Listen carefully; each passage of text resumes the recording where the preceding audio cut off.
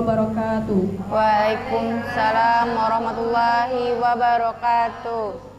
Alhamdulillahirabbil alamin wa bihi nasta'in ala umurid dunya waddin wassalatu wassalamu ala asrofil anbiya'i wal mursalin wa ala yang sama-sama kita hormati Ustazah Nike Yuspa SPDI selaku Kepala SDIK Arisalah, dan yang sama-sama kita hormati pula pemateri kita pada siang hari ini yaitu Ustazah Wiwi Diana SPD.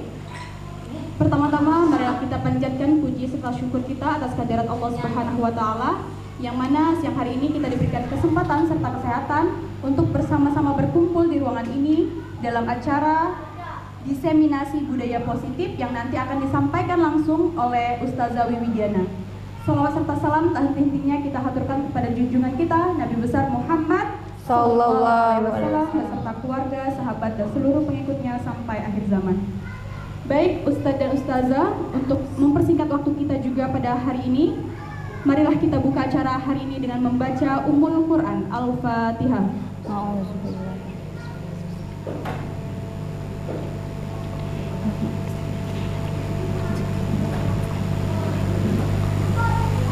Acara selanjutnya yaitu sambutan dari Kepala SDIK Arisalah yang akan disampaikan langsung oleh Ustazah Nike Yuspa SPDI. Kepadanya kami persilakan. Bismillahirrahmanirrahim. Assalamualaikum warahmatullahi wabarakatuh. Waalaikumsalam warahmatullahi wabarakatuh. Alhamdulillahirabbil alamin. Assalatu wassalamu ala asrofil anbiya'i mursalin wa ala alihi wa sahbihi ajma'in. Amma ba'du. Selawat serta salam terlupa kita curahkan kepada baginda kita yakni Nabi Muhammad sallallahu alaihi wasallam. Yang kita hormat Ustazah Wiwi Diana dan kita hormat juga kepada semua ustaz-ustazah yang telah menyempatkan waktunya untuk hadir di sini. Terima kasih kepada semuanya. Untuk hari ini kita ada pengibasan dari Ustazah Wiwi Diana selaku calon guru penggerak, dan harapannya ke depan ustaz-ustazah yang lainnya bisa ikut gerakan guru penggerak ini. Dan jangan sampai hari ini hanya sekedar duduk manis saja, tapi di sini nanti ada ilmu yang akan disampaikan Ustazah Wiwi. Jadi mohon disimak dengan baik dan apa yang kita diambil dengan baik nanti diterapkan ke anak-anak. Jadi harapannya jangan sampai sekedar untuk mengisi kekosongan saja nih waktu sebelum pulang, tidak, tapi nanti banyak ilmu-ilmu yang akan Ustazah Wiwi sampaikan kepada kita semua. Jadi niatkan untuk duduk di sini itu untuk mendapat ilmu. Jangan sampai hanya sekedar mengisi kekosongan jam sebelum pulang saja. Itulah dari saya, dan harapannya mudah-mudahan apa yang nanti disampaikan Ustazah Wiwi bisa diambil oleh ustazah-ustazah dan diterapkan ke anak-anak. Itu saja dari saya, kurang dan lebih mohon maaf. Wassalamualaikum warahmatullahi wabarakatuh. Waalaikumsalam warahmatullahi wabarakatuh. Terima kasih kami ucapkan kepada Ustazah Nike Yuspa. Baik, Ustaz dan Ustazah sekalian, langsung saja kita ke acara inti kita yaitu penyampaian materi atau pemaparan materi dari pemateri kita yaitu Ustazah Wiwi Diana SPD. Kepadanya kami persilakan. Baiklah, assalamualaikum warahmatullahi wabarakatuh. Waalaikumsalam warahmatullahi wabarakatuh. Di sini yang kita sama-sama hormati yaitu Ustazah Nike sebagai Kepala Sekolah SDIK Arisalah. Saya sangat berterima kasih karena telah mendukung kegiatan guru penggerak yang saya ikuti dari awal sampai saat ini. Semoga yang saya jalani sekarang bisa bermanfaat untuk diri saya, sekolah maupun warga sekolah yang ada di SDIK Arisalah Lubuk Linggau. Terus saya juga banyak terima kasih kepada rekan guru yang menyempatkan hadir di acara ini walaupun bakal menyita waktunya. Saya mohon ya, semoga ilmu yang saya bisa sampaikan ini bukan menggurui, tapi kita belajar bersama bagaimana budaya positif itu sebenarnya seperti apa, seperti itu. Mungkin waktu yang saya butuhkan itu lebih kurang 1 jam, itu lebih ya, 1 jam lebih mungkin, kemungkinan kalau kurang itu kemungkinan tidak, itu lebih dari 1 jam. Di sini kami dari CGP Angkatan 11 ya, dari SDIK Arisalah Lubuk Linggau dengan fasilitator Ibu Resi Rizky Hairani SE, SPD, MPD, itu sebagai fasilitator saya atau pengajar pengajar pesawat saya, ya, pengajar udara. Di sini Ibu Resi ini sebagai guru TK di Palembang, ya. Dan pengajar praktik saja itu adalah Ibu Nopa Laraswati, ini berdinas di TK Pembina 1 Lubuk Linggau. Jadi saya dapat Fasil dan PP itu guru TK semua. Jadi dari guru TK ini berkesinambungan dengan kita di SD, karena kan berkelanjutan dari TK itu ke SD. Jadi dia kurang lebih banyak itu mengalami apa yang kesulitan kita di SD sebelum ke SD malah. Nah, untuk di sini ya saya akan berbagi praktik tentang budaya positif, ya. Mungkin teman-teman sudah mendengar apa itu budaya positif. Biar tidak terlalu tegang, kita akan ice breaking terlebih dahulu. Biar nggak boring ya Ustadz dan Ustazah. Oke, untuk ice breaking kita hari ini tidak usah susah-susah, ya, hanya tebak gambar, ya. Sambil kita mengikutin, boleh jamuannya boleh dinikmati. Jika minumnya kurang boleh ditambah, monggo. Ini ikhlas, halal dan thayyibah insyaallah, ya. Amin. Oke, Ustadz dan Ustazah, kita akan mulai saja. Di sini ada gambar, ya. Kira-kiranya apa ini? Apa? Jambu batu. Ada yang lain? Ada yang lain? Benar ya. Terima kasih. Kita tepuk tangan untuk kita semua. Ya. Selanjutnya ada apa ini? Apa? Apa? Mati rasa. Kita cek. Oke, ya. Siapa yang hari ini mati rasa dengan siswanya? Adakah yang mati rasa? Atau mati rasa dengan pasangan? Jangan, ya. Kita jangan sampai mati rasa. Jangan ya, Dek, ya. Ya, lanjut. Nih. Apa? Apa? Apa? Ayo. Ayo, ya. Tangnya G-nya dibuang, apa jadi? Oke, ya. Gorengan, ya, oke. Nanti yang benar semua nanti boleh minta reward ke Ustazah Nike, ya. Lanjut. Nah, semakin susah nih.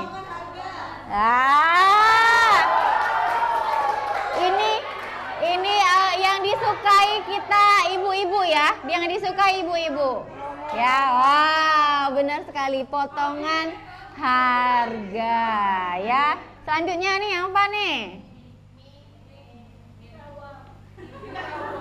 Apa?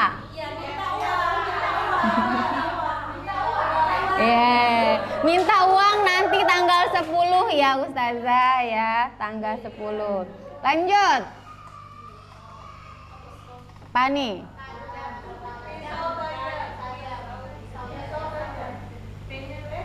Apa? Ya, Tazalina, ya. Lanjut, satu kali lagi ya Ustazah, satu kali lagi. Nih, apa nih? Apa nih? Terakhir. Kita cek ya. Oke, lebih baik. Nah, sesuai dengan tema kita hari ini, memang kita akan semoga guru Indonesia ini akan lebih baik ke depannya, ya. Sekarang ini semboyan kita juga Nusantara Baru Indonesia Maju. Semoga juga Nusantara Baru pendidikan Indonesia semakin maju, ya. Oke, sampai di sini ice breakingnya. Kalau ice breaking terus nanti materi kita tidak tersampaikan dengan baik. Oke. kita ke aksi nyata budaya positif. Ini merupakan aksi nyata kedua saya ya. Kalau yang pertama itu hanya foto-foto yang pernah saya lakukan, terus saya minta kegiatan yang pernah dilakukan, tapi kita ini sebagai guru sebenarnya sudah pernah semua melakukan, tapi tidak hobi mengabadikan ya. Ada nggak yang sama seperti saya ya? Ternyata zaman sekarang Ustazah itu kalau tidak ada bukti orang tidak percaya. Jadi semua yang Ustazah pernah lakukan monggo diabadikan. Sekarang juga nanti ada juga kalau misalnya yuk HP-nya penuh. Sekarang ini udah bisa disimpan di Google Drive ataupun di portofolio digital ya Ustadz ya. Sekarang ada portofolio digital. Nanti suatu saat bakal saya berbagi ilmu juga tentang portofolio digital. Di situ bisa kita sebagai guru mengarsipkan semua apa kegiatan kita. Juga seperti mengarsipkan siapa kita. Jadi apa yang pernah kita lakukan itu diarsipkan semua di portofolio digital. Mungkin ada yang punya portofolio digital? Belum. Nanti insya Allah ke depan kita bakal belajar bersama tentang portofolio digital. Baiklah, sesuai dengan judul kita di sini adalah budaya positif. Apa sih yang bagi teman-teman pernah mungkin terdengar? Apa sih budaya positif itu? Menurut teman-teman? Budaya yang bagus, oke. Apalagi? Kebiasaan yang baik ya. Oke ya. Budaya positif di sekolah yaitu nilai-nilai atau kebiasaan di sekolah yang berpihak kepada peserta didik. Ya. Mereka dapat berkembang baik menjadi pribadi yang kritis, hormat dan tanggung jawab. Jadi sekarang ini dunia pendidikan itu semuanya harus berpihak kepada siswa. Bukan lagi guru yang menjadi center pembelajaran, tapi sekarang student center. Jadi semuanya terpacu kepada murid ya. Jadi murid ini harus berkembang dengan baik, dia harus kritis. Jadi tidak ada lagi kelas itu yang diminta diam. Kalau dulu kelas diam itu kelas yang baik. Sekarang kelas yang aktif itu adalah kelas yang anak-anaknya kritis. Bukan berarti manjat ke kursi ya. Berarti itu bukan anak kritis, tapi mereka belum menemukan titik yang kita inginkan ya.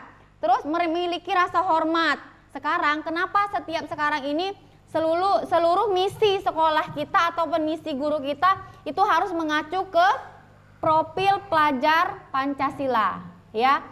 Profil Pancasila itu apa aja yang teman-teman ingat?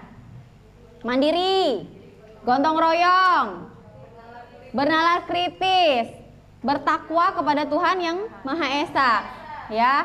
Nah di sana sekarang tujuan pembelajaran itu harus semua ke profil pelajar Pancasila. Jadi siswanya harus aktif, harus mandiri. Nah bagaimana cara kita menuju ke sana? Inilah yang bakal kita pelajari.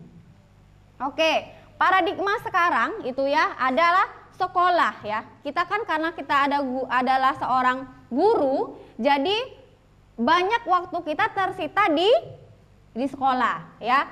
Maka sekolah itu harus apa? Menyenangkan ya.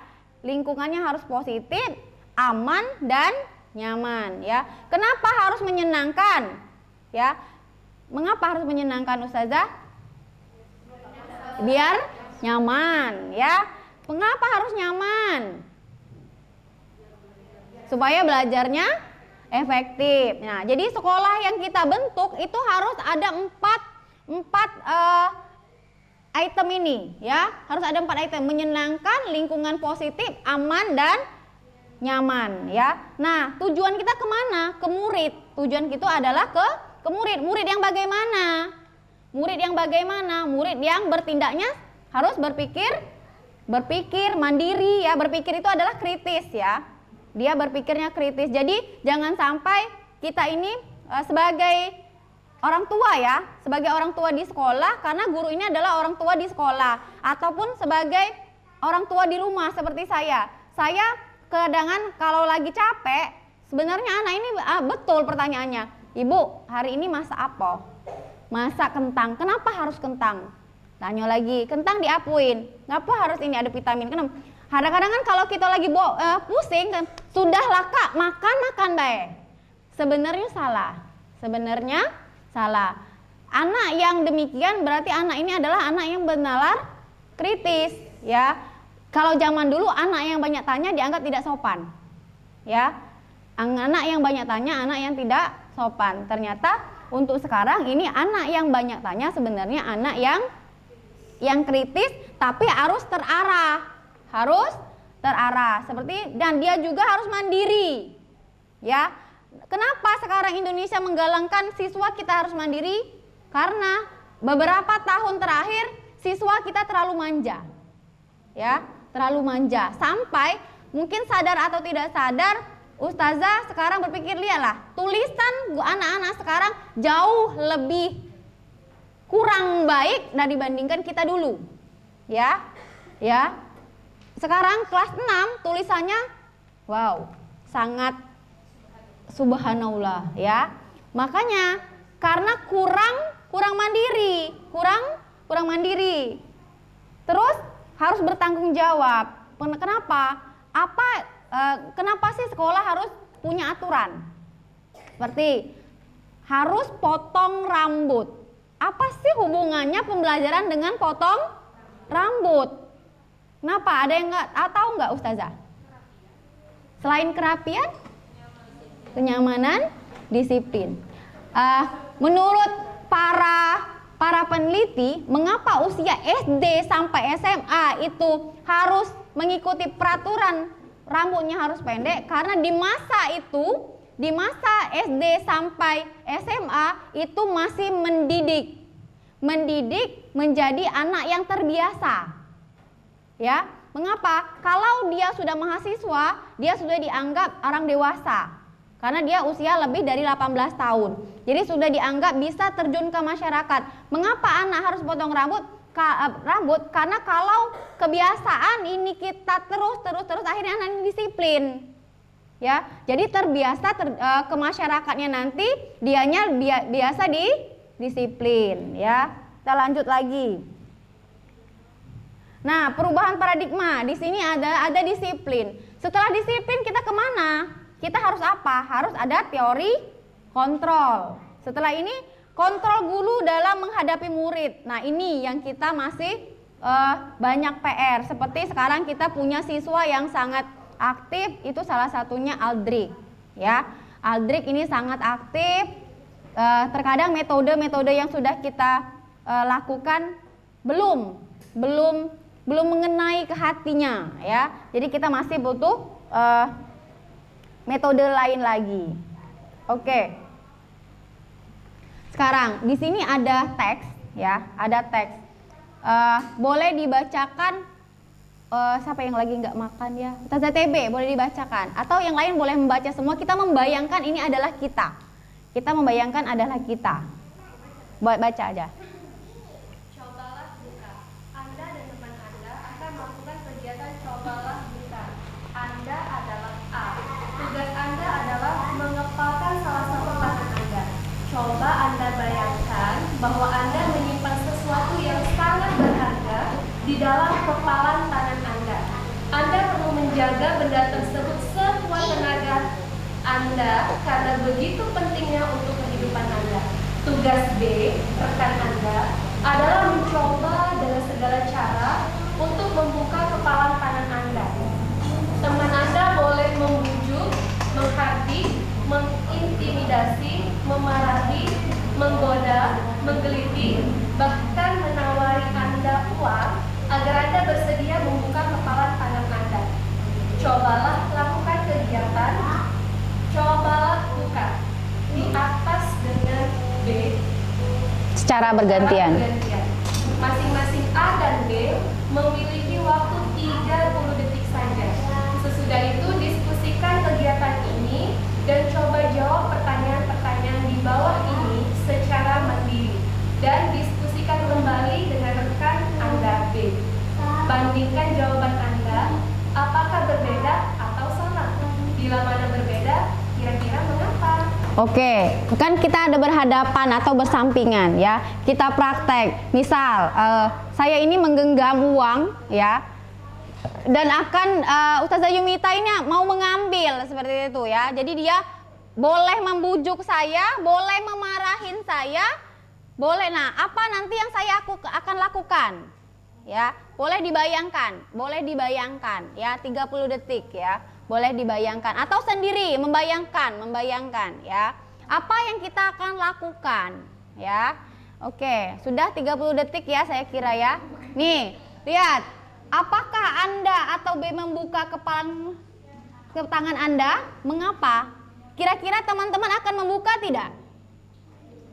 Ada yang tidak, ada yang membuka ya. Kalau tidak, contoh yang tidak, mengapa? Menjaga ya. Kalau membuka, berbagi ya. Oke. Apakah Anda atau B menutup kepalan tangan Anda? Mengapa? Ya tadi menjaga ya. Dalam kegiatan ini sesungguhnya siapa yang memegang kendali kontrol itu? Ya. Sebenarnya yang memegang kontrol itu adalah diri kita sendiri ya. Baik, teman-teman, di sini kemungkinan yang sudah lama di SD Aiki mungkin akan mengalami, oh, kok SD kita sekarang berubah.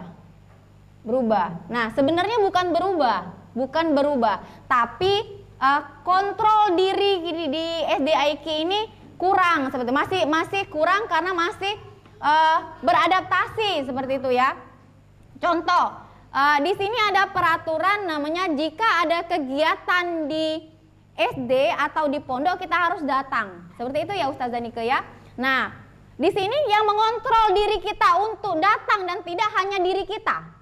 Bukan bujukan orang lain. Sebenarnya yang dapat mengontrol diri kita itu hanya diri kita sendiri. Mau dibujuk atau enggak itu hanyalah kita, ya. Kalau kita mau dibujuk berarti kontrol diri kamu adalah kurang bagus, ya. Mengikutin orang lain berarti kalian mudah terpengaruh seperti itu. Mau seberapapun Ustazah Nike memberikan wejangan atau saya berbagi ilmu, kalau kontrol diri teman-teman tidak mau, tidak akan. Jangankan masuk di kiri keluar di kanan, dia akan mental.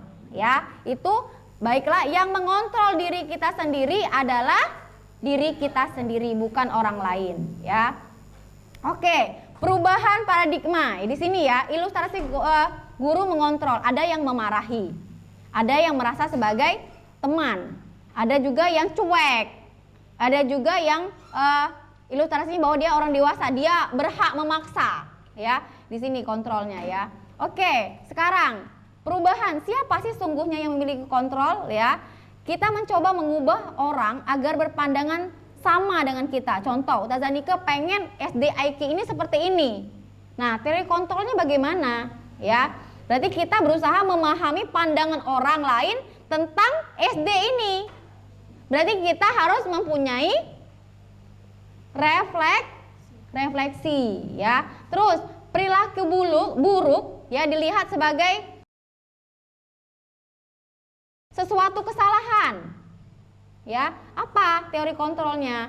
Semua perilaku ini memiliki tujuan ya. Mungkin teman-teman boleh lihat di sini. Nah, ayo sambil cek ini ya. Lanjut. Nah, jadi apa sih itu disiplin? Ya. Apa itu disiplin? What is disiplin?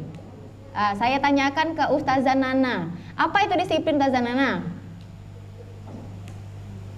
Apa itu disiplin, Ustazah Nana?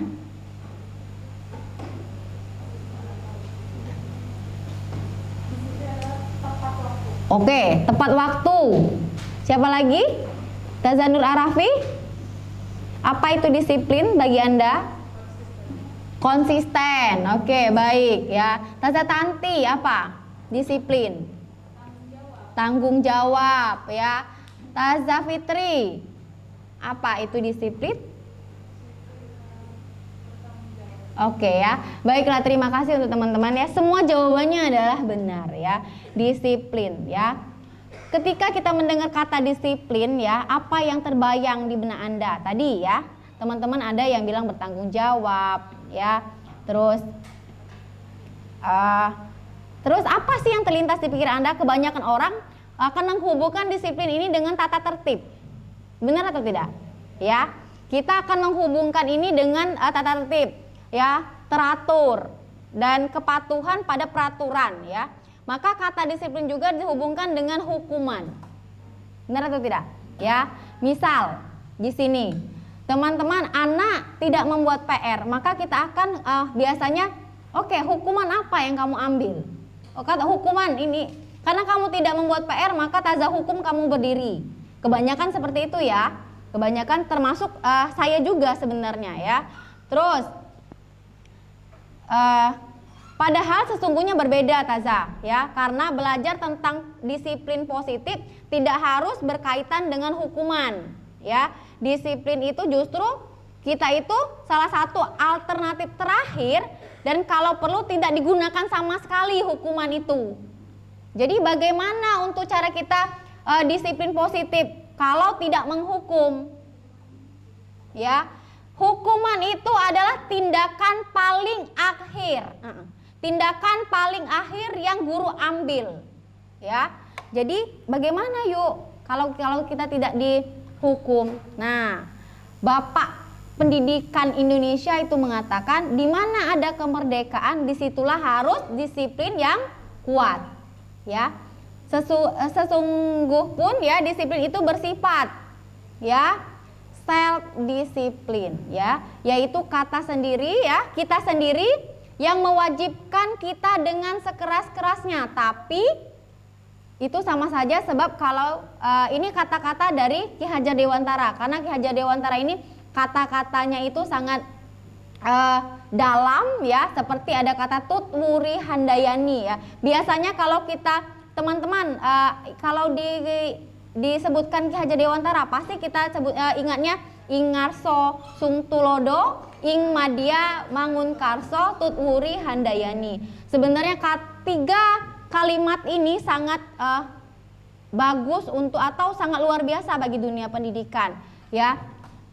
Seperti katanya di belakang itu mendorong yang di depan. Jadi ketika kita di belakang itu bukan menghardik teman-teman ya, bukan menghardik, tapi kita sebagai pendorong ya. Nah, kalau kita di tengah-tengah kita harus sebagai apa?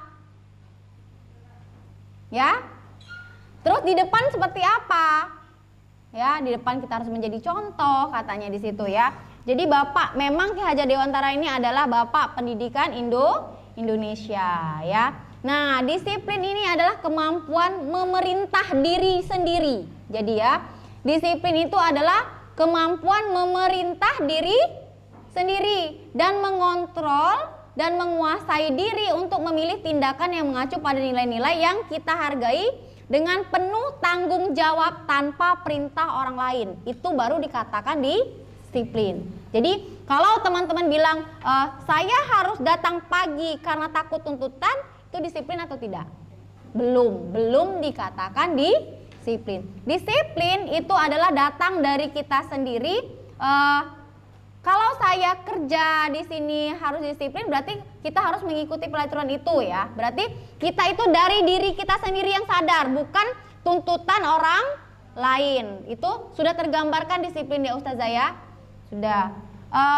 Saya ini agak khawatir dengan Taza Putri. Taza Putri kalau misalnya udah ini nggak apa-apa izin. Soalnya saya punya pengalaman saat ikut pelatihan dulu kelamaan duduk dan besoknya saya lahiran karena terlalu lama duduk. Jadi kalau mau izin monggo nggak apa-apa. Taza Krisma juga nggak apa-apa kalau mau monggo ya. Tapi kayaknya belum ini ya. Mau hamil juga yang lain? Oke teman-teman, di sini kita ini ya orang motivasi kita ini ada tiga teman-teman ya, ada tiga ya. Ada motivasi eksternal ya, eksternal itu yaitu ada dua ya, eksternal dan internal. Oke, untuk eksternal itu untuk menghindari ketidaknyamanan atau hukuman. Jadi motivasi eksternal itu hanya kita menghindari hukuman sajalah ya. Jadi kita harus datang pagi karena menghindari potongan, bukan hukuman, berarti ya potongan ya. Nah, untuk mendapatkan imbalan dari orang lain. Seperti kalau aku datang pagi terus, aku bakal dapat reward. Ya, 20 juta ya. Itu ya. Atau untuk menghargai diri sendiri. Jadi teman-teman sekalian, di sekarang disiplinnya eksternal atau internal? Yang internal alhamdulillah wa syukurillah ya. Tapi untuk eksternal ya, untuk eksternal itu juga tidak jelek. Kenapa? Kalau kita sudah membiasakan eksternal, internal dia akan muncul. Walaupun seperti katanya nggak apa-apa dihardik, dipukul, anak itu disuruh sholat, lama-lama jadi kebiasaan ya. Seperti itu juga dengan kata disiplin ya. Nah, teman-teman di sini pernah mendengar kata restitusi tidak? Apa restitusi? Baru mendengar ya. Kalau hukuman sering ya, sering hukuman ini biasanya sesuatu yang menyakitkan ya. Kalau ini kejadian itu akan menyakitkan orang lain ya.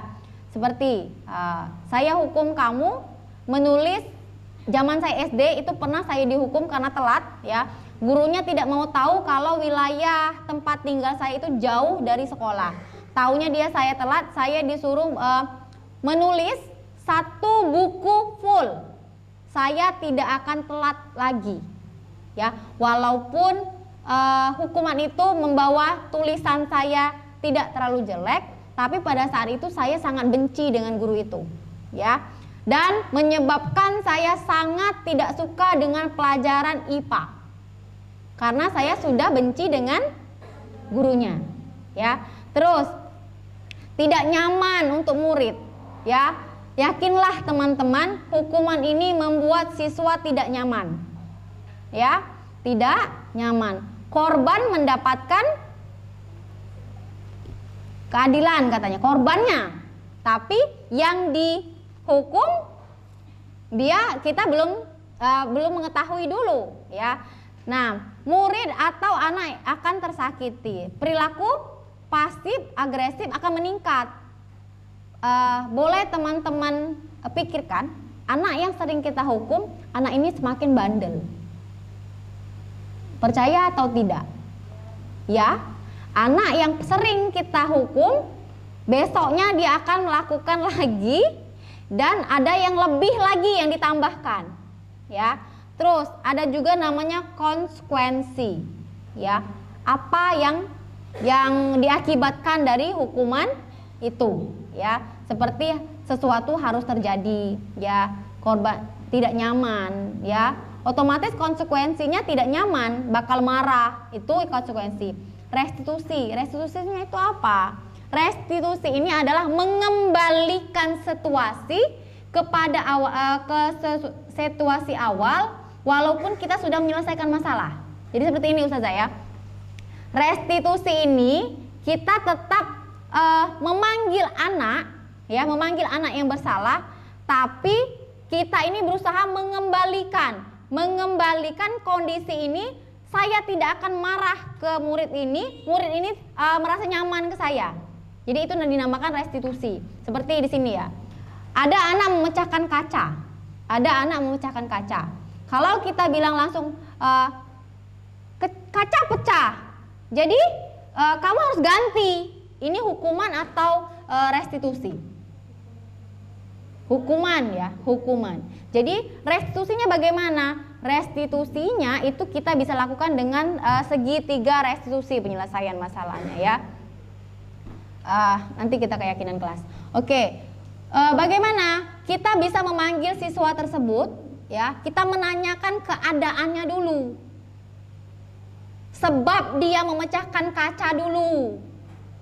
Nah, setelah itu baru kita tanyakan. Kita harus menstabilkan situasi. Misal, Tata juga pernah main bola. Ya, Tata juga pernah main bola. Tata juga pernah nih mecahin kaca. Ya, memang berbuat salah itu sikap manusia semua orang. Tapi setelah ini apa yang bakal kamu lakukan? Jadi kita ini berdiskusi. Jadi kita bertanya kepada si pelaku, Ustazah, kalau sudah pecah ini tindakan apa yang bakal kamu lakukan? Misalnya Taza, aku bakal ngomong sama orang tuaku. Nah, berarti dia ini sudah memberikan solusi. Jangan sampai kita yang pokoknya Ustazah bakal manggil wong tua kau, Ustazah minta ganti. Nah, sekarang yang seperti ini harus kita pelan-pelan merubah diri kita. Kalau untuk sekaligus kemungkinan agak susah ya, tapi kita harus pelan-pelan. Sekarang keyakinan kelas. Kita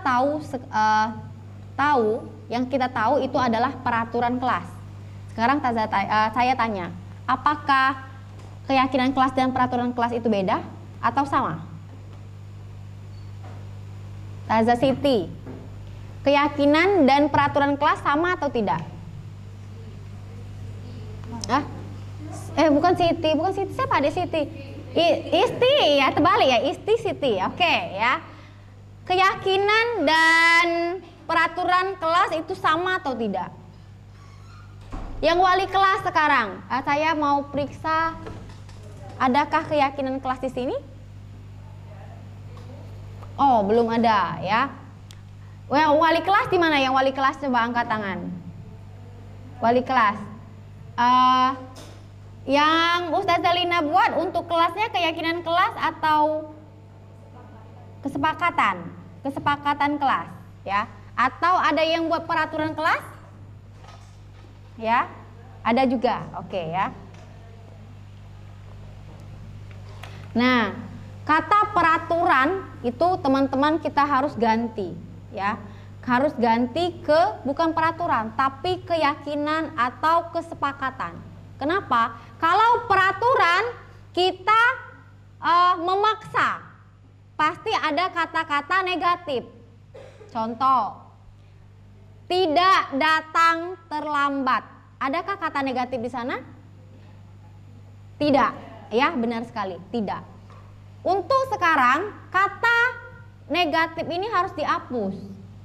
Jadi kita harus mengganti kata-kata yang negatif ke kata yang positif menjadi keyakinan kelas. Seperti berarti kalau tidak boleh datang terlambat, kata keyakinan kelas yang tepat adalah datang tepat waktu. Jadi untuk teman-teman semua yang belum membuat keyakinan kelas, ini silahkan konsultasikan, silahkan buat bersama teman-temannya di kelas seperti anak-anaknya, tapi menghilangkan kata-kata negatif ya, yang belum sempat membuat. Kalau yang sudah membuat boleh monggo diganti pelan-pelan per kata ya. Jadi kata-kata negatif nanti takutnya ditanya di sekolah ini adakah guru penggerak? Ada, dijawab. Kenapa peraturan di sini masih peraturan? Maka satu sekolah kita bakal kena.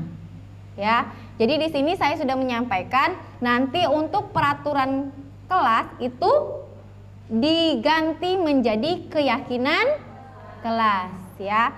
Baik, Tazalina katanya dia ada kesepakatan kelas. Apakah ada kata-kata negatif? Contoh kesepakatan kelasnya salah satunya? Nah, tidak ribut ya. Tidak ribut itu masih menggunakan kata negatif. Berarti belajar dengan tenang. Ya. Tidak ribut itu salah, teman-teman ya. Kalau dia lagi belajar ribut aktif itu bagus. Makanya kita harus menghindari kata tidak. Ya, kata negatif tidak itu. Jadi untuk guru tahsin, hello, apakah masih bersama saya? Masih ya. Yang minumnya habis monggo ditambah karena banyak ya, banyak. Dan insya Allah asli ya, bukan yang itu nggak usah disebut ya. Insya Allah asli dan aman, sehat ya. Oke ya, kita keyakinan kelas ini harus bersifat kita ini memang peraturan, tapi daripada peraturan lebih baik kita rincikan ke keyakinan. Contoh anak saya Fatih ya, anak saya Fatih kalau kita ngomong, "Bang, mandi age, jangan main sabun." Yang didengarnya hanya main sabun. Pernah saya beli sabun mandi, baru beli ustazah, 1 hari habis. Padahal saya bilang bukan sabun saja, kalau sabun mungkin oke lah biar bisa pakai. Sabun cuci muka. Ya tahulah emak-emak ya. Yang harganya agak bagi kita lumayan, habis tanpa sisa. Karena padahal setiap mandi saya bilang, "Bang, kalau mandi jangan main sabun." Yang didengar anak hanya ujung, main sabun. Yang salah ya ibunya sebenarnya, bukan anaknya ya.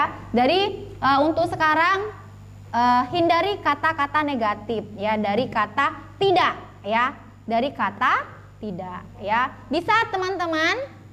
Bisa ya. Makanya saya hari ini sebenarnya sangat mengharapkan wali kelas bisa hadir. Untuk guru tahsin, setiap pembelajaran itu harus ada keyakinan kelas. Ya, seperti keyakinan belajar bersama saya. Tadi saya sebenarnya mau membuat keyakinan kelas kita, tapi dikarenakan waktunya kita ambil waktu pulang, takut terlalu lama ya, dan materi saya tidak tersampaikan. Seperti misalnya pembelajaran Ustazah Sutarni. Keyakinan kelas kita pada hari ini, ayo kita sepakati apa? Kita sepakati apa? Misal, menghafal dengan serius.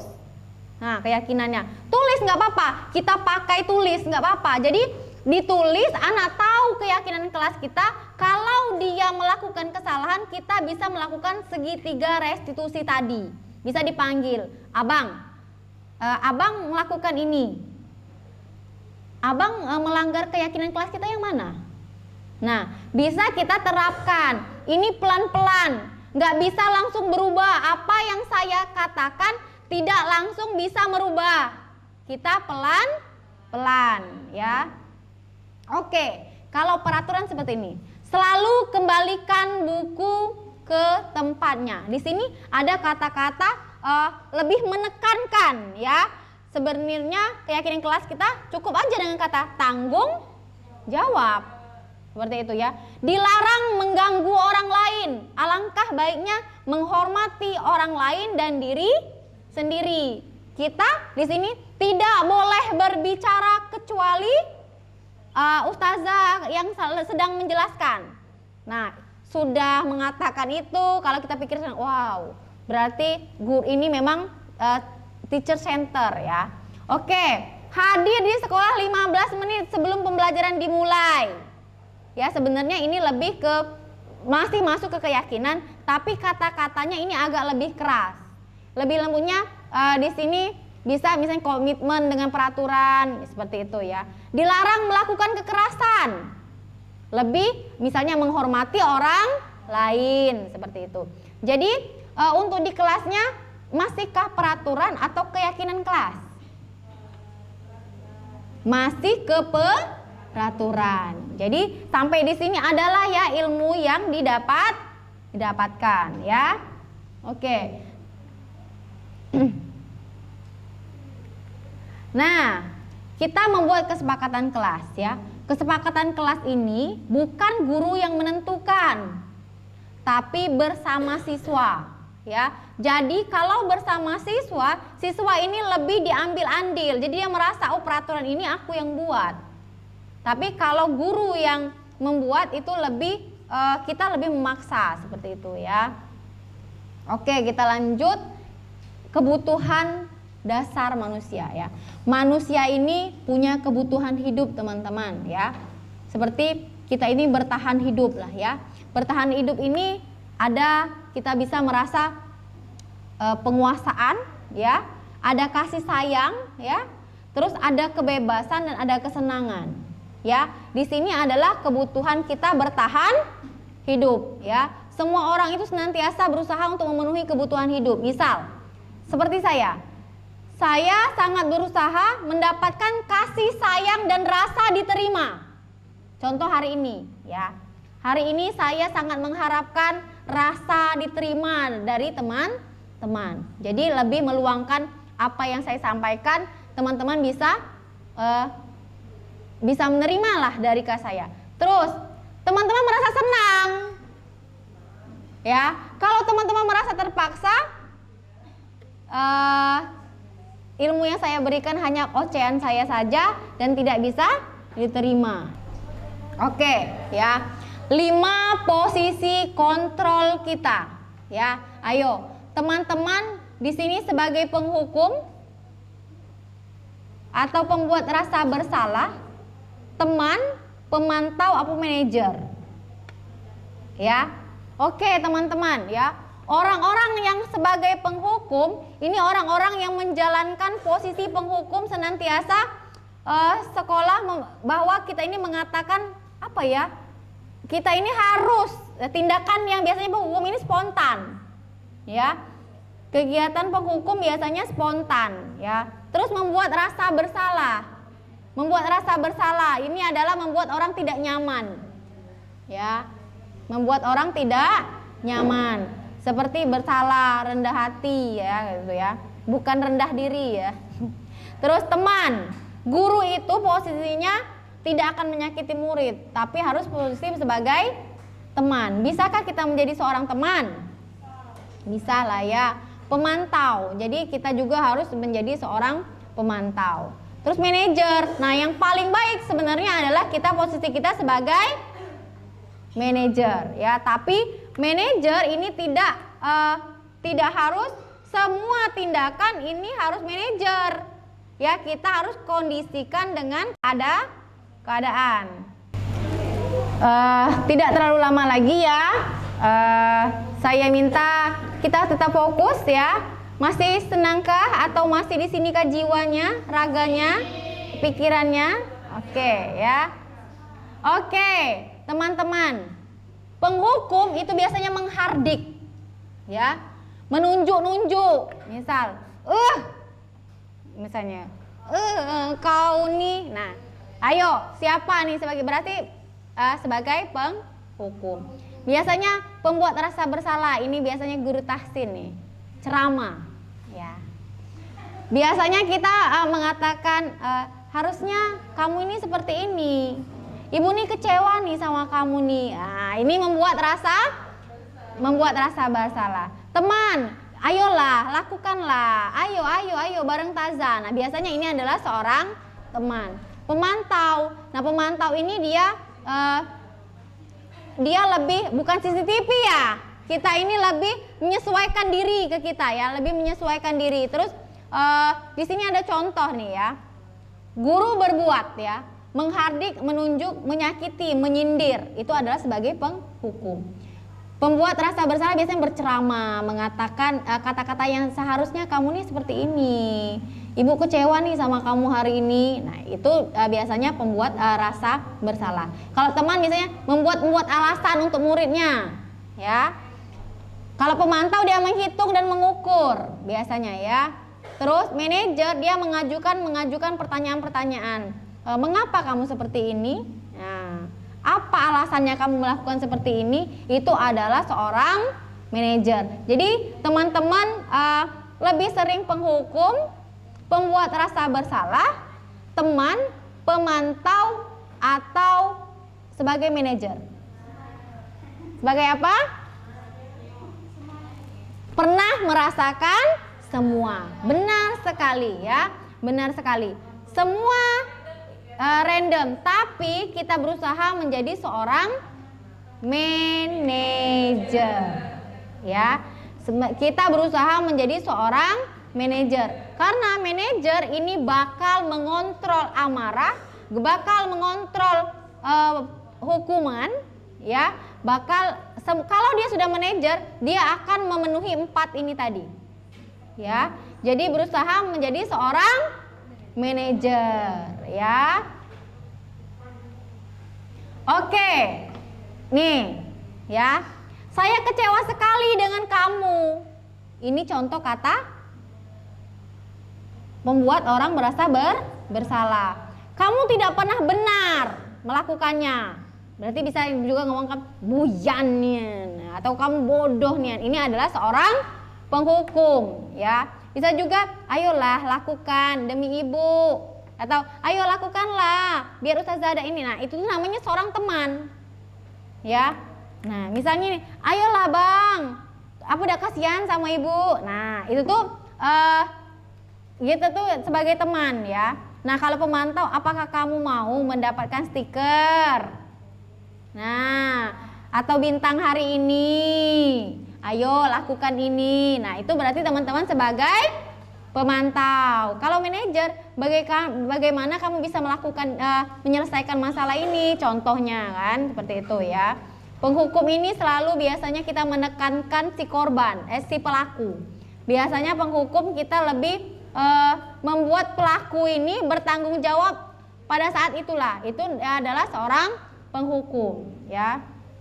Nah, dari masalah-masalah itu kita harus menyelesaikannya dengan segitiga restitusi, ya.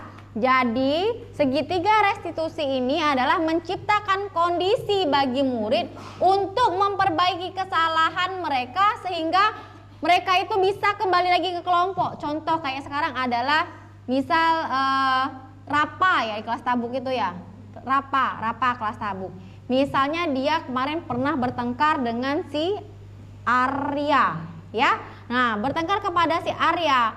Jadi tugas sebagai guru adalah menyelesaikan masalah ini, tapi si Rapa ini bisa diterima lagi di kelompoknya. Ya, berarti seperti ini. Berarti tidak boleh satu melakukan memarahi Rapa itu di tengah-tengah orang banyak. Kita harus memanggil si Rapa ini di ruangan tertutup. Terus tidak mengejet atau tidak menuduh, kamu kan kakak kelas, ngapa kau ganggu si ini? Tidak, kita tanyakan dulu teman-teman, kenapa bisa terjadi? Apa yang kamu lakukan? Nah, kalau misalnya ini kamu bertengkar berarti kamu melanggar keyakinan kelas yang mana? Nah, bisa ditanyakan yang itu. Nah, manusia ini nih punya rasa salah semua, Rapa. Misal. Nah, setelah ini kamu akan bagaimana? Misalnya, saya akan minta maaf. Berarti dia sudah mencari solusi. Nah, setelah itu solusi itu bisakah tidak diterima? Kita sebagai seorang guru yang mengontrol, ya, seperti itu. Jadi sebagai manajer kita tidak boleh menyelesaikan masalah itu dengan spontan, maka kita selesaikan dengan segitiga restitusi, ya. Nah, ini segitiga restitusi, ya. Menanyakan keyakinan, ya. Terus setelah itu menstabilkan identitas, validitas tindak yang salah. Contoh tadi kayak tadi menanyakan keyakinan. Kenapa? Apa yang terjadi? Nah, itu menanyakan keyakinan, ya. Terus menstabilkan identitas. Nah, manusia ini punya salah semua, Rapa. Nah, itu kita stabilkan lagi nih. Setelah itu validitas tindakan yang salah. Kamu sudah bertengkar, kamu sudah ini. Terus tindakan apa yang bakal kamu lakukan? Nah, seperti itu adalah validitas tindakan yang salah. Sebenarnya semua guru sudah pernah SDIQ ini melakukan, ya, pernah melakukan, tapi mungkin belum terorganisasi saja, ya.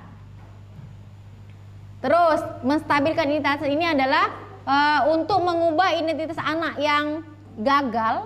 Misal nih anak yang datang terlambat, terus adalah seperti kita nih ya, seperti Aurora ya. Mungkin kalau saya belum sampai ke segitiga restitusi, belum ke Aurora. Bolehlah nanti kita coba sama-sama ya ke Aurora ya. Di sini kita tanyakan, saya sampai hanya menanyakan keadaan. Sampai mengapa kamu datang terlambat? Alasannya orang tuanya itu jam kerjanya jam 8. Jadi kalau dia datang pagi, orang tuanya ini terlalu lama. Nah, ini. Nah, tapi saya belum sampai ke penyelesaian masalahnya, belum. Baru sampai menanyakan di sana. Baru sampai jangan lagi dilakukan. Ternyata bukan seperti itu. Nah, bolehlah nanti kita sama-sama menjalankan segitiga restitusi ini ya. Oke. Tadi validitas tindakan yang salah ya. Seorang guru memahami teori kontrol pasti akan mengubah pandangan dari teori stimulasi respon ke cara berpikir yang proaktif, yang mengenali tujuan dari setiap tindakan. Kita mungkin tidak suka dengan sikap seorang anak yang terus-menerus merengek. Tapi bila sikap itu mendapatkan perhatian ya, maka itu telah memenuhi kebutuhan anak tersebut. Misal nih, sayangnya Tazah Zakia tidak ada ya hari ini ya, nanti boleh disampaikan. Seperti Aldrik. Aldrik ini misalkan, saya sudah sangat bosan Ustaz, yuk mengingatkan dengan ini nih. Sudah melakukan segitiga restitusi atau belum? Ya, apa yang sudah pernah dilakukan seperti itu kan? Kalau memang anak ini memang butuh yang lebih, berarti kita tidak secara instan, ya, tidak secara instan, ya. Oke, menanyakan keyakinan, ya, menanyakan keyakinan di sini kita teori kontrolnya, ya, apa yang bisa dia lakukan seperti itu, ya. Oke, kita bakal praktek, ya,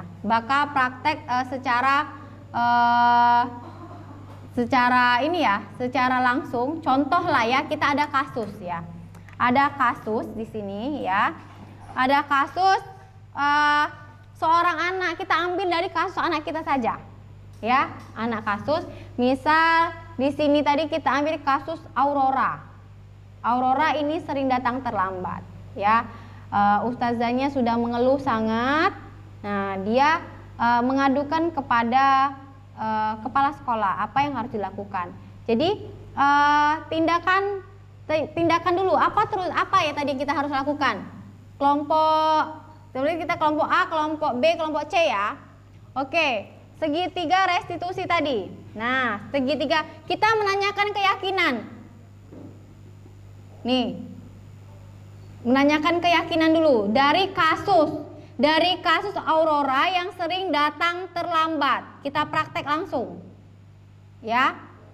Dari kasus tadi Aurora ini sering datang terlambat, ya. Ternyata Aurora datang terlambat ini dikarenakan orang tuanya yang jam kerjanya jam 8. Nah, sebagai seorang wali kelas, ya, sekarang kelas Muhammad ini Desti ya. Nah, Tazah Desti ini mengadu kepada kepala sekolah. Nah, sekarang tindakan kepala sekolah ini apa yang diambil?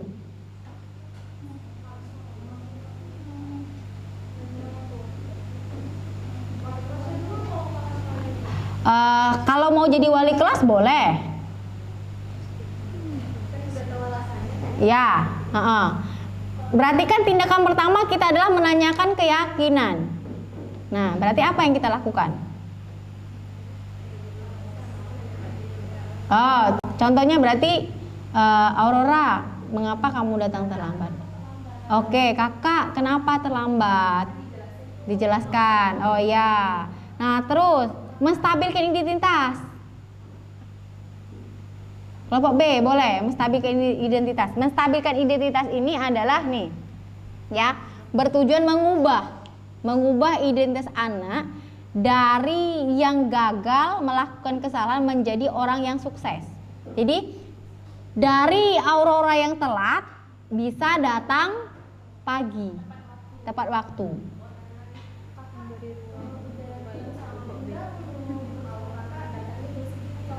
Oke, boleh ditanyakan seperti ini ya, Aurora, kesalahan apa yang kamu lakukan? Misalnya dia bilang datang terlambat. Oke, Aurora, datang terlambat ini melanggar keyakinan kelas atau tidak? Iya, misalnya kayak gitu kan. Kita bisa lagi menanyakan, membuat lagi kalimat seperti ini.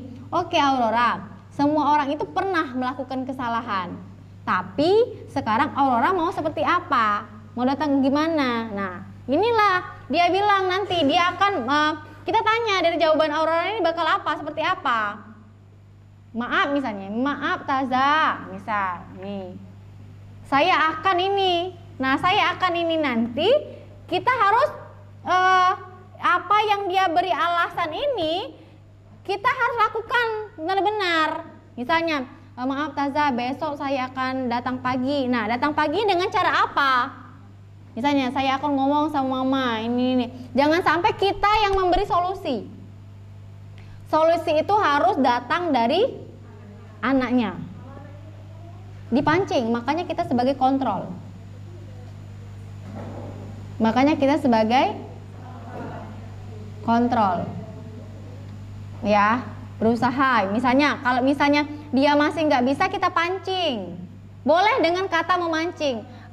Misal, orang datang terlambat tadi karena ini ya, karena orang tuanya datangnya gini. Jadi orang mau gimana nanti? Nah, kayak gitu, dipancing. Misalnya, diam aja, atau berarti kita kontrolnya bukan seperti itu. Ya, akan kontrolnya berarti kita cari lagi. Berarti boleh langsung kita kontrolnya langsung melibatkan orang tua. Orang tuanya harus kita panggil secara langsung, bimbingan seperti itu.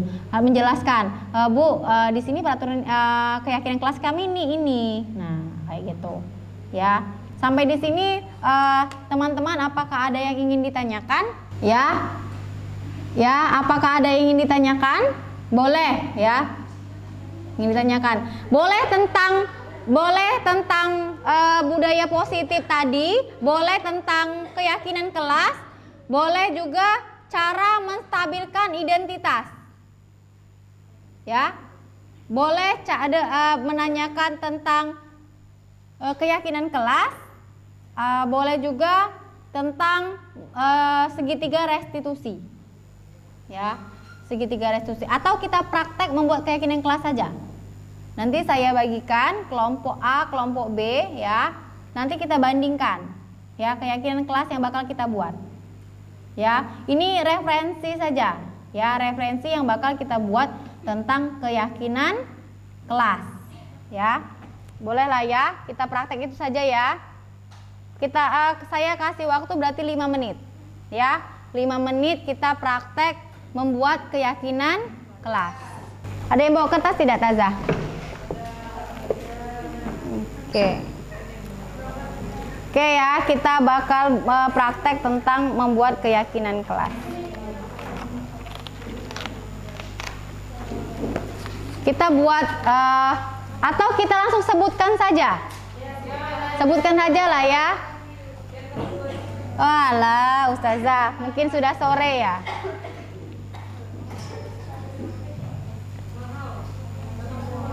Oke ya.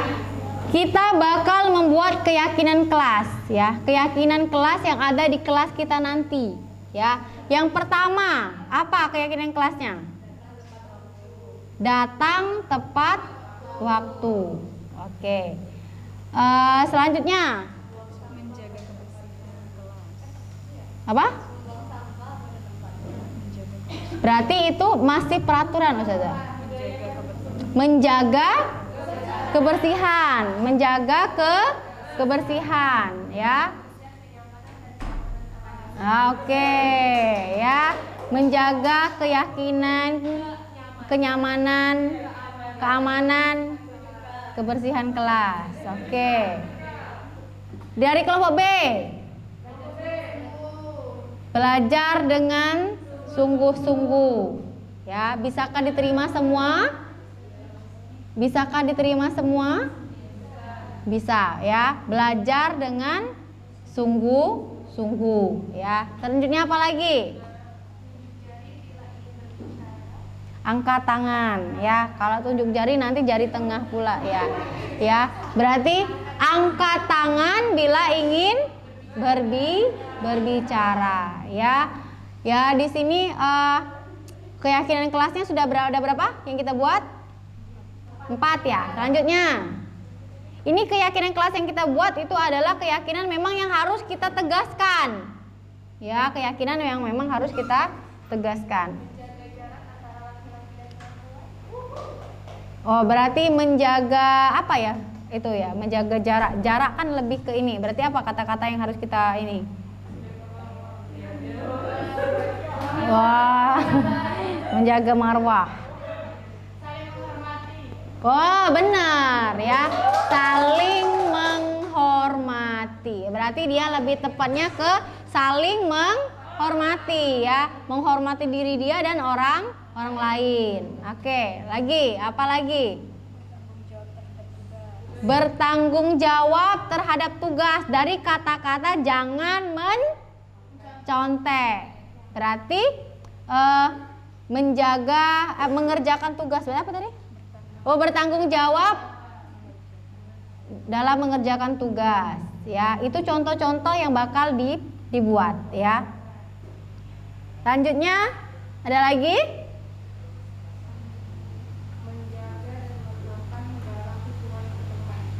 Oh, berarti meletakkan ya, meletakkan kembali barang yang telah diambil ya pada tempatnya ya, mengembalikan barang pada tempatnya. Oke, teman-teman, berarti dari kegiatan ini saya rasa teman-teman sudah ada yang didapat ya, ada yang didapat dari pembelajaran kita hari ini. Oke, saya kita akan merefleksikan dengan 3P ya, peristiwa ya, perasaan dan penerapan. Oke ya, saya akan dari pembelajaran ini ya, kita refleksikan dulu. Saya mau dari kelompok A ya, kelompok B dan kelompok C. Apa perasaan ya, peristiwa apa yang teman-teman alami ya, terus perasaannya bagaimana, terus setelah ini apa penerapan apa yang akan dilakukan ya. Boleh saya beri waktu 2 menit. Peristiwa dulu, peristiwa tentang kejadian hari ini.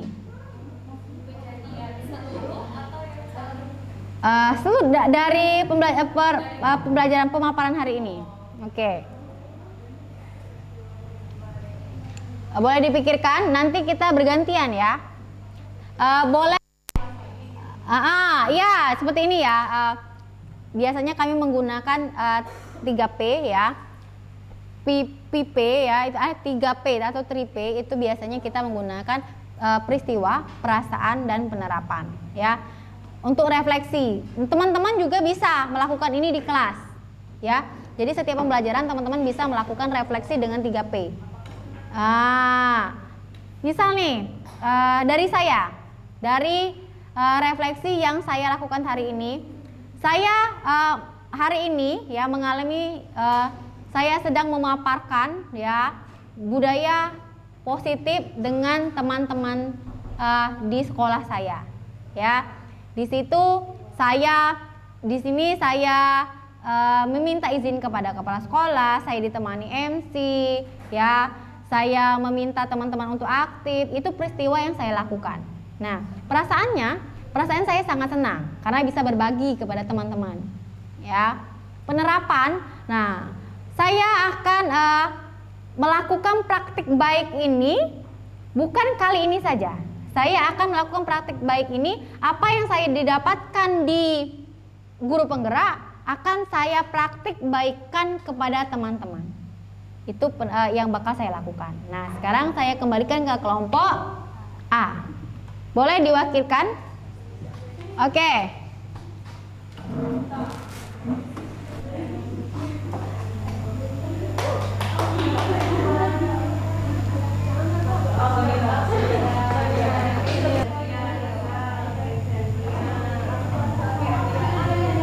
Ayo, boleh diwakilkan perasaannya siapa, peristiwanya siapa, perasaannya apa, terus apa yang bakal terapkan setelah pelatihan ini, boleh.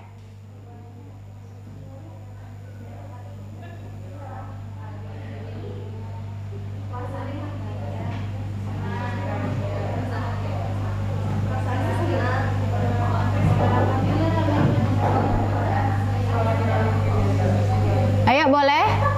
Yang lain sambil memikirkan juga ya. Ya, sesuai dengan kegiatan hari ini.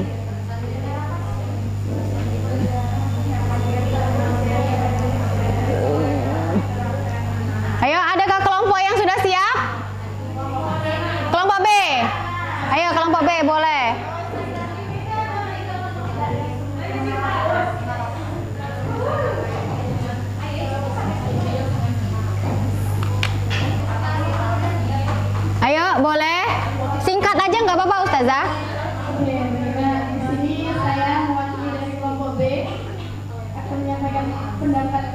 peristiwa. Selamat peristiwa. Oke. Jadi peristiwa yang hari ini tentang yang saat ini itu mengikuti seperti sekarang mengikuti aksi nyata apa tadi namanya budaya positif. Nah, hal yang dilakukan kami bisa mengupgrade diri kami, mendapatkan ilmu dari Ustazah Wiwi dan lain sebagainya. Terus peristiwanya Perasaan. perasaannya tentu sangat senang sekali karena kami mendapatkan ilmu dari Ustazah Wiwi, dari yang belum tahu menjadi tahu seperti itu. Kemudian yang terakhir itu penerapan. Nah, insya Allah dari ilmu yang kami dapatkan tadi seperti contohnya tadi tentang keyakinan kelas, cara membuat keyakinan kelas dengan baik itu seperti apa. Insya Allah itu akan kami terapkan, terutama kami khususnya di kelas, baik sebagai walah maupun kurtasi. Insya Allah akan menerapkannya di kelas seperti membuat keyakinan kelas itu tadi. Itu untuk siswa-siswa agar proses belajarnya lebih maksimal lagi. Seperti itu. Terima kasih. Yang Boleh lanjut ke kelompok C. Oke, kelompok C. Ayo boleh? Boleh Ustazah. Perwakilan aja. Oke, Ustazah Elin. Ini pendatang baru di sekolah kita ya. Assalamualaikum warahmatullahi wabarakatuh. Waalaikumsalam warahmatullahi wabarakatuh. Ada materi dari Ustazah Wiwi itu sungguh membuat kita supaya memiliki banyak ilmu gitu kan. Oh. Ya, terima kasih pada Ustazah Wiwi. Dan kemudian perasaan ya, tentu perasaan kita senang karena kita mendapatkan banyak ilmu di sini. Kemudian penerapan untuk tadi kan seperti materi pada restitusi itu kan. Nah, itu sungguh menarik karena di samping kita yang tahunya hanya sekedar memberikan hukuman kepada siswa atau hanya sekedar bagaimana siswa itu harus mematuhi, benar-benar mematuhi peraturan, ternyata ada kalimat yang lebih bagus dari itu. Jadi itu saja mungkin penerapan yang mungkin nanti akan kami sampaikan kepada siswa. Oke, terima kasih. Terakhir ke kelompok A berarti ya, ke kelompok A. Ayo, monggo. Ayo, ini berarti kelompok A. Ini sebenarnya senior semua. Ayo. Ayo TB. Oke, TB. Ayo TB. Ayo TB. Untuk 3P hari ini, yang pertama itu peristiwa. Di sini kami mengucapkan alhamdulillah karena bisa sama-sama belajar dan berpartisipasi dalam kegiatan Ustazah Wiwi hari ini, yaitu dengan bertemakan budaya positif, yang mana ini juga sangat penting perannya kami sebagai guru dan bisa kami terapkan kepada peserta didik kami nanti. Kemudian perasaannya sudah pasti sangat senang sekali. Kemudian penerapannya di sini kami bersyukur dan alhamdulillah dapat ilmu dan wawasan yang baru, yang mana hal-hal positif yang telah disampaikan pada hari ini akan kami usahakan diterapkan semaksimal mungkin untuk diri kami sendiri dan kepada peserta didik. Oke, terima kasih. Baiklah, terima kasih atas refleksi kita pada hari ini. Semoga apa yang saya sampaikan, walaupun ini sudah sore ya, sudah pasti sudah ada yang gelisah dari tadi, karena saya itu paling bingung kalau orang duduknya sudah berapa kali bolak-balik. Itu berarti sudah menandakan dia sudah ada panggilan ya, panggilan ke belakang boleh, panggilan dari WA suaminya juga mungkin iya ya. Jadi saya sudah mulai menyampaikan juga, sudah mulai tidak nyaman juga seperti itu ya. Semoga nanti kita usulkan jika ada kesempatan lagi untuk praktik baik, mungkin tidak di jam pulang sekolah ya. Kemungkinan bisa di jadi ustazahnya nyaman mengikuti, saya juga tidak melihat seperti ini, oh ini sudah ini ya, mungkin itu ya. Baiklah, kesimpulan untuk pagi hari ini ya, siang ya, menuju malam ya, bukan pagi lagi ya. Oke, saya kira masih pagi tadi ya.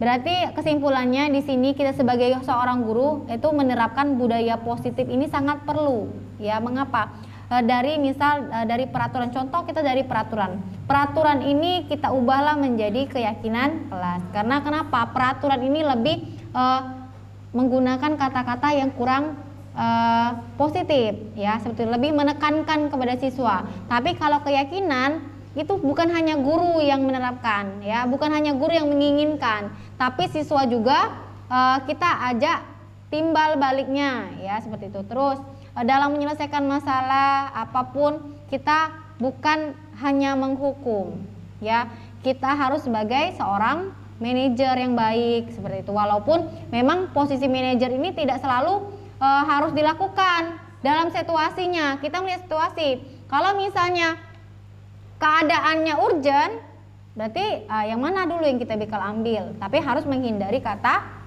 menghukum, karena menghukum ini adalah tindakan yang paling akhir kita ambil ya. Jadi menyelesaikan masalah kita harus menggunakan segitiga restitusi. Di situ ada tadi kita melihat keyakinan dulu, terus menstabilkan identitas. Setelah itu kita baru validitas kesalahan ya. Nah, dari 3 restitusi ini semoga kita sebagai seorang guru bisa menerapkannya ya di semua aspek, baik pada saat di luar kelas, di dalam pembelajaran, ataupun boleh kita lakukan kepada anak-anak kita sendiri ya. Bukan hanya kita langsung bilang ayo, nah itu kenapa kamu harus seperti ini, kamu harus melakukan ini, enggak. Kita bisa melakukan segitiga restitusi ya. Mungkin itu saja yang bisa saya sampaikan. Saya terima kasih atas waktunya pada hari ini ya. Saya kembalikan ke MC. Baik Ustazah-Ustazah sekalian, demikian tadi pemaparan materi dari Ustazah Wiwidiana. Tentunya banyak sekali ilmu yang kita dapatkan hari ini, dan mudah-mudahan harapan kita bersama dapat kita terapkan dalam lingkungan SDIK Arisalah, sehingga harapan kita bersama dengan menerapkan apa yang disampaikan tadi, pendidikan di SDIK Arisalah ini bisa berjalan dengan baik dan tercapai. Baik, untuk mengakhiri pertemuan kita pada sore hari ini, marilah bersama-sama kita ucapkan lafal hamdalah. Alhamdulillahirabbil alamin. Saya selaku pembawa acara mengucapkan terima kasih. Akhir kata, wassalamualaikum warahmatullahi wabarakatuh. Waalaikumsalam warahmatullahi wabarakatuh.